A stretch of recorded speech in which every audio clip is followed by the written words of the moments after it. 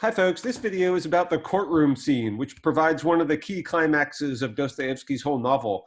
One thing I want to point out is that there are a bunch of metafictional references in the novel that lead up to the courtroom scene that we just don't get uh, in the movie version of it.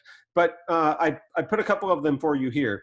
So Kolya is this young boy who is friends with Alyosha, Alexei, and he's also friends with Ilyusha, the little sick boy that's the son of Snegiryov. Kolya is a really precocious kid who's super smart, but has a hard time, bonding with some of the other kids because he's sort of aloof. He is this fascinating character that is much like Ivan and Alyosha both, and he's having this discussion with Alexei about the meaning of a bunch of the stuff that he's reading because he's always trying to read these big books, and he's like, "Well," and Alexei asks him, like, "Did you actually understand what's going on in that book?" And he says, "Well, why wouldn't I? Of course there's lots of stuff in it, but I can understand that it's a philosophical novel written about all its these big ideas." And I think Dostoevsky is really poking fun at himself here. Of course, Dostoevsky is writing this big philosophical novel. And part of the question he's asking us is, are we capable of understanding all of the ideas that he's trying to put forward? There's another really hilarious reference to this character, Maximov, who we don't see much. But he's really an interesting character. He says this stuff about Gogol and some other famous Russian novelists. He's like, "Oh yeah, it's all allegorical. I mean, I know that because he made all the names allegorical." And of course, this is funny because there is a whole theme of allegorical elements of Russian fiction. But Dostoevsky is again pointing fun at himself because some of the names in the Brothers Karamazov are made precisely to be allegorical. Like the very name Alexei, there's some controversy exactly as to how to trace the meaning of all of these Russian names.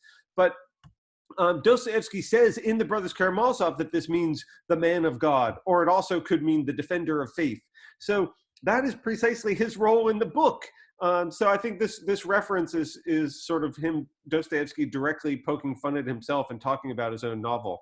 So some of the elements in the courtroom actually continue this theme, and unfortunately, it's such a shame that the movie doesn't try to provide this banter, because Dostoevsky has these funny moments in the novel where he sort of pauses the action and he just has all of these like voices from the crowd who are saying all of these things. They're not even attributed to specific characters. It's just like a collection of overheard quotes or something. And so they go into this long list. And one of the people says, it's too wrapped up in psychology, which is really funny because you might have that very criticism of the Brothers Karamazov, that that it's such a deeply psychological novel, it gets bogged down in 800 pages of all the psychology. So one of the other characters says, "Oh, he sums up all the facts." He's talking about like the prosecutor or the defense attorney's case. "Oh, and he sums us up to us. He sums up us too." So this actually sums up the condition not just of the characters in the novel, it sums up us, the audience. This is what we're supposed to get, that the Karamazov family is actually a stand-in for the human family. The human condition is what they're living out. So this is directly applicable to us, the audience of Dostoevsky's novel, just as much as the characters in the story are noticing that it's applicable to them, the audience of the courtroom scene. There's these hilarious quotes too, like, "There were some vague spots. It got a bit carried away." They're all talking about the speeches in the courtroom of the characters who give these long speeches. But of course, this is Dostoevsky making fun of himself getting a bit carried away. But at least he thinks it's sort of clever. And the man waited for a long time, but he finally said it, didn't he? Here's the joke about how darn long the novel took Dostoevsky to finish. And what he said about children, splendid, and about mysticism too. Of course, this is so obviously about the Brothers Karamazov because Dostoevsky's central themes are about mysticism and the relation between mysticism and realism. We saw Dostoevsky mention this right at page 30 at the beginning of the story. And there's all sorts of stuff about children. Not enough of it makes it into the movie. Remember Ilyusha's plight with the other schoolboys, though. This is a huge theme in the novel, and you're going to see it in the subsequent readings, so you won't miss out on that. Of course, this is a really funny one. Did you notice how he kept browbeating us? Like, he just hammers us over and over again with these themes about the human condition. And they have their Hamlets. This is sort of about the role this plays as summing up all of Russia. It's a nationalist novel too. So they have their Hamlets, like the European, the Brits have their Hamlets in Shakespeare. We have our Karamazovs. Uh, okay, let me say the characters of the prosecutor and the defense attorney, they play some minor role in the movie. You can sort of recognize their faces. They come and interrogate Dmitri when they arrest him and whatnot. But it's really their speeches are a key part of the novel, and that's what those audience members are commenting on. Let me say that those speeches of theirs, both the prosecutor and the defense attorney, really push home the theme I was talking about, with Dostoevsky's vision of the human condition being very similar to Kierkegaard's, in the sense that we have these two opposing selves or parts of ourself which we're trying to reconcile, and only by coming to some sort of mediation or reconciliation between them are we going to be able to live authentically. So the prosecutor has this one speech where he says, precisely because we are of a broad Karamazov nature, capable of containing all possible opposites and contemplating both abysses at once. You see, this is the sense in which we do have these opposing forces and these two abysses which we're trying to hold together. You see, the abyss above us, our lofty ideals, that's our heavenly angelic side, and the abyss beneath us, the lowest phallus degradation, this is our insect earthly side. So the prosecutor is precisely saying that this duality and this conflict is the Karamazov nature. And so this quote really sums up the view of human nature I was talking about, and says that this is the Karamazov nature. Well, clearly this is the human nature. So it also shows how the Karamazov crew are stand-ins for humankind and the human condition. The defense attorney says something very similar, even though they're arguing against each other. But you yourself were shouting that Karamazov is broad. You yourself were shouting about the two extreme abysses that Karamazov can contemplate. Karamazov is precisely of such a nature, with two sides, two abysses. So this double-sided aspect of ourselves that I've tried to give you hints of throughout the entire novel really comes to the fore and is hammered home explicitly by Dostoevsky. So it does sort of vindicate what he was saying about the commenters out here. You notice how he kept browbeating us with it. He's sort of punching home these themes absurdly explicitly. Now, let me say that this ties back even more. Now that you've seen the end, there's been all of these hints. It's been so hard for me not to spoil the story for you, because it really is a gripping tale. In the novel, the murder happens actually quite early, and we have to spend hundreds and hundreds of pages trying to figure out who did it.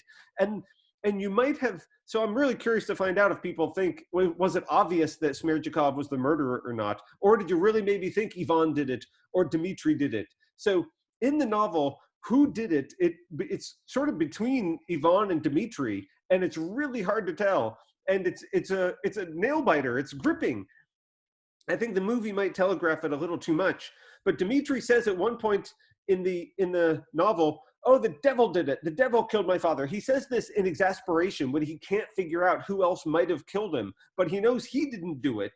And of course, this goes back to what I was saying before, these references to metafiction, bringing higher powers down to the earth. If you're spoiled by modern realism, you might not get what he's saying here. Dimitri's right. He's just grasping at straws when he says this, that the devil must have done it.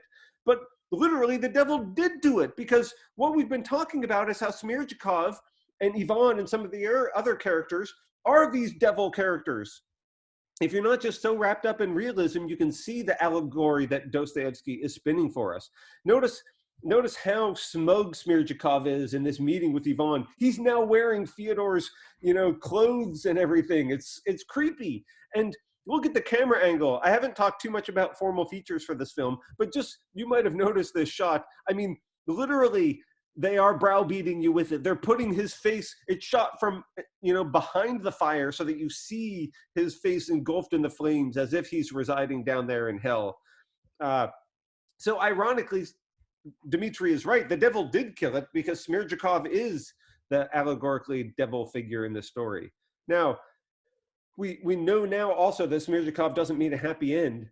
So this relationship and the demented relationship he has with Ivan and the way that it falls apart is really central to the story.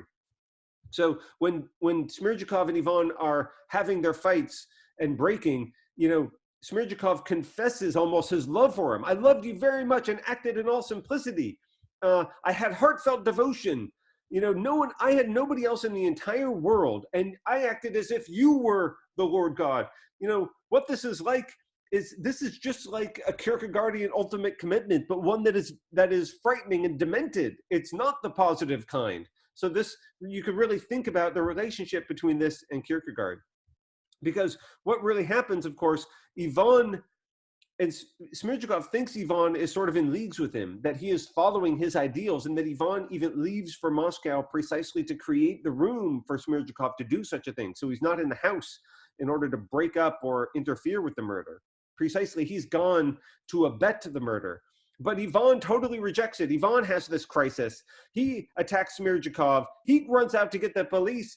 And then we find, the surprise. Maybe you were at least shocked by seeing Smerdyakov hang himself.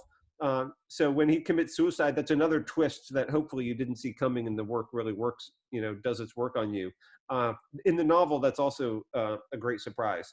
So Ivan rejects Smerdyakov, and in the movie, he follows through on it. So we have this wild courtroom scene where Ivan finds God and finds faith. It relates to this really critical argument that Ivan makes, that God is dead, and he's talking about this. There's several quotes in the movie about this. If God is dead, then everything is permitted. Since God is dead, then it follows logically that everything is permitted. We're above ethics. We're above morality. And this is really Ivan's philosophical position, his stance, his bearing on the world. And then ironically, in the end of the movie, there's this twist on it, and he rejects it. And this is his coming to faith moment. Interestingly, it's poignant and interesting because he actually keeps premise number one. So he still believes if God is dead, everything is permitted. He just makes the inference in the opposite direction. Both of these arguments are valid, because if God is dead and everything is if God is dead, then everything permitted, and God is dead do logically entail that everything is permitted. But this is also just as valid. If God is dead, then everything is permitted. Now, if everything isn't permitted, God can't be dead, because if God were dead, everything would be permitted, and we know it's not. This argument is valid. There's a famous Latin name for it. It's called modus tollens, and this one is called modus ponens. So he doesn't give up on this fundamental premise. He just makes the inference in the opposite direction. And this is how the movie sort of motivates him coming to faith. Of course, we're going to keep reading the real ending in the novel, and you'll see that in the novel, no such thing happens. So this is sort of the great irony, is the movie completely twists Dostoevsky's ending. Ivan is a much better character in the novel and doesn't have this, cheesy Hollywood moment right at the end of the film. He's far more philosophically consistent in the novel. So we'll see soon enough what happens to him.